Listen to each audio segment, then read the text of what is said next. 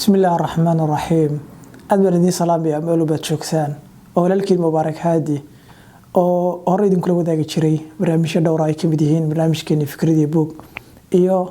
ويديني والعلين إن حلقة ما أنت إن وحن شعلها إنه سوق بيو برامج كني ويدين إياه والعلين إن واحد شري ويديمو رنتي عادو ترى بدنا وأنك صح حلي لا سيديت ويديمود oo aan ka wada gaari kari lahay inaan idin la wadaago oo ka war celiyo intii taagteeda ah laakiin waxaan isku diyay insha Allah qayb badan oo kamid ah inaan barnaamij live ah oo Facebook ah soo gali doono inaan idin kula wadaago ama Instagram hadba kii fududaada hadii la yiraahdo maanta waxaan jeclahay inaan idin soo gudbiyo weydiin kamid ah weydiimaha ugu cudoon runtii weydiimaha la soo weydiiyay weydiintan waxay leedahay mar walba aan isku dayo inaan nolosheeda wax ka bedelo ima fududa oo waxaan arkayaa waxaan jeclahay nolosheeda inaan wax ka bedelo laakiin wax isbedela oo imanaya ma jiraan waana dhaqaaqi la maxaa tala ah oo aad isiidaysa runtii waa horta ku hambalyeynaya dadka inta ku baraarugsan inay isbedel u baahan yihiin ama noloshooda ay horumar u baahan tahay inta ku baraarugsan ay xal u raadinaya aad u yar marka aad baan horta kugu hambalyeynaya qofkii su'aasha ay soo weydiiyay idinkana intiina runtii muuqaalkan daawanayso kale waxaan rajeynayaa inaad isbedel nololeed aad doonaysaan dhammaantiin weyn doonaynaa waxa weeye yani qofka maanta aan ahay haddaan ku qanco waxa weeye halka ma dhaafayo ma gaadhayo qofka aan doonayo mubaarag aan doonayo bireyna noqdo waa inaan si joogto ah aan nolosheeda aan u bedelayo aan xoog bedelayo inaan noloshaada hore u socon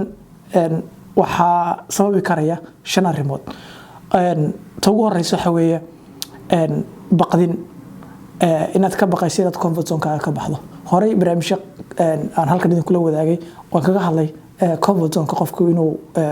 ka baqo inuu ka baxo sideedaba nolosha waxaan u baranay oo inoo raaxo badan daa'irada ama goobada aynu ku jirno goobada aynu ku jirno waxa ina keenay waa wixii hore aynu sameyn jirnay wax walba aynu doonayno nolosha inaynu gaadhina waxay xagga kale ka jirtaa goobada aynu ku jirno aynu ku raaxaysanayno aynu la qabsanay hadii aad doonayso marka inaad noloshaada wax ka bedesho waa inaad comfort zone ka baxdo waa in wax ku dhiba oo aadan dareemaynin yani raaxo aadan ku dareemaynin inaad samayso maalin walba inaad samayso dabciyahaana bani aadamku waxa naftoodu ay dhibsanayso san jeclayn way adag tahay inay sameeyaan yani waxyaabihi aad u baratay aad jeclayd ayaad ka baxaysaa meel cilay kugu qasbaysa inaad fadhiisato waxaan hore u qaban jirin bay kugu qasbaysa inaad qabato marka comfort zone kaaga hadii aanad ka bixin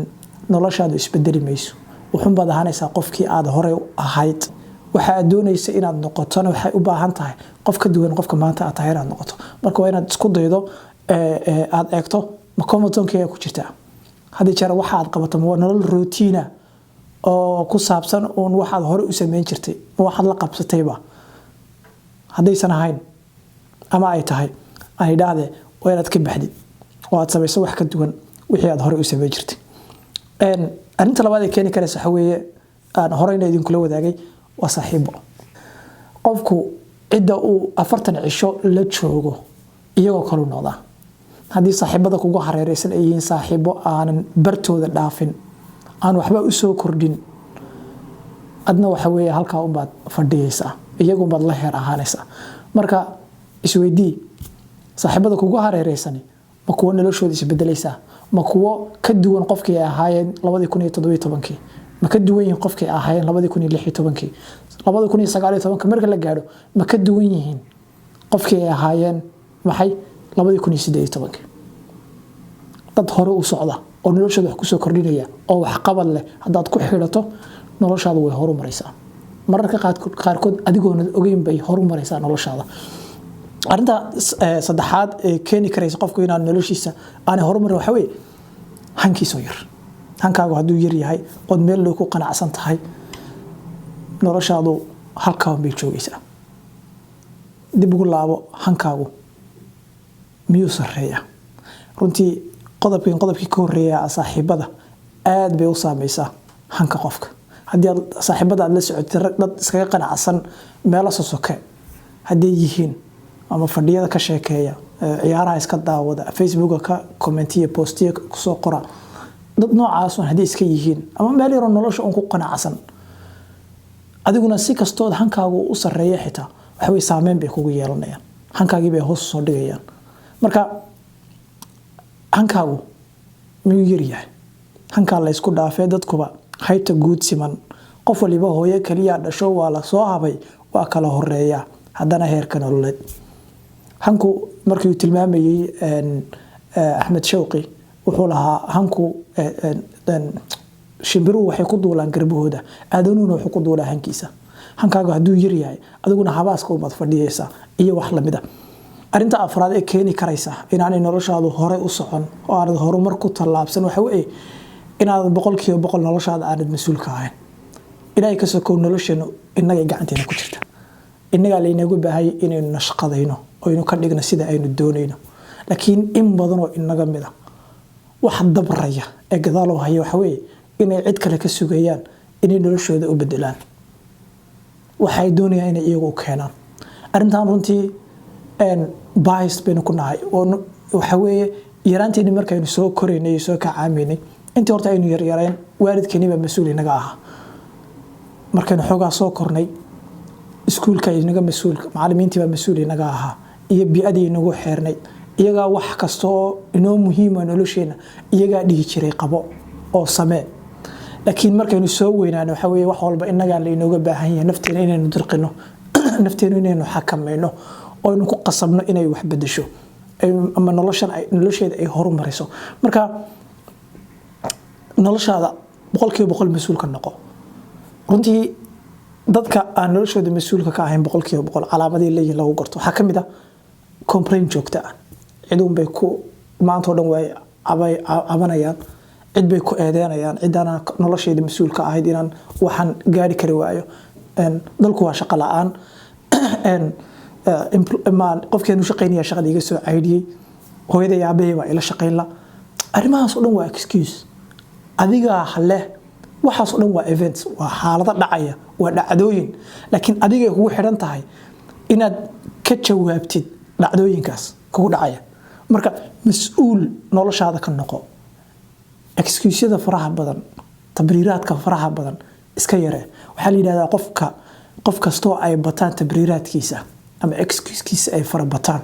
waxa yiraahdaa isbedelkiisa marka waxa laga yaabaa waxaad u horumar laadahayba inay sabab u tahay inaad noloshaada 100% aan mas'uuliyadda qaadin arinta shanaad ee ugu soo gabagabeynaysa saameyn karaysa inaanay noloshaada horumar aanad ku tallaabsan ama isbedel aad ku arki weydo waxa weeye runtii aadka ugu muhiimka dib waxaan ugu dhigtay muhiimadda ay leedahay waxa weeye inaanad lahayn hadaf iyo hiral shimbirtii ninkii beeraleyda ah u timi maxay tidhi xag markaas wuxuu ku yiri xageed u socotaa waxay tidhi garan maayo wuxuu yiri xagaad ka timi waxay tidhi garan maayo wuxuu yiri meel walba aado way ku banaan tahay ordo iska soco qofku hadaanu lahayn meel u socdo wax uu hiigsanayo wax uu ku warwarayo mustaqbal ka qurux badan maanta oo u muuqanaya hadaanay jirin oo soo jiidanaya isbedel ma gaariyo ma dhaafayo barta uu taagan yahay maanta waayo qofku waxa hore u wada pull factor-ka wada waxa weeye waa inuu leeyahay maali mustaqbal ka qurux badan maantadan uu joogo waa inuu leeyahay hadaf uu doonayo inuu gaaro uu doonayo inuu xaqiijiyo qofka duwan uu doonayo inuu noqdo qofka maanta uu yahay hadaanu jirin hadaf ama aanad hadaf lahayn runtii way adag tahay inaad horumarto way adag tahay inaad isbedesho waayo isbedelkuba wuxuu ku xidhan yahay inaad noqoto qof ka duwan qofka maanta aad tahay taana waxay u baahan tahay inuu jiro yool iyo hadaf aad baan idinkaga mahad celinaya daawashada daawateen muuqaalkan inaasan kusoo koobaya intaan barnaamij kale mar kale aan ku kulmi doono aad baan idin salaamaya assalaamu calaykum waraxmatullaahi wabarakaatuh